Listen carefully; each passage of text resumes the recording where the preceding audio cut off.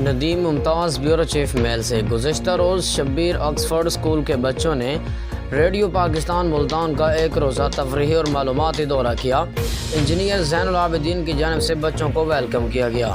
تفصیل کے مطابق میلسی میں نجی اسکول شبیر آکسفورڈ اسکول کے بچوں نے گزشتہ روز ریڈیو پاکستان ملتان کا ایک تفریحی اور معلوماتی دورہ کیا۔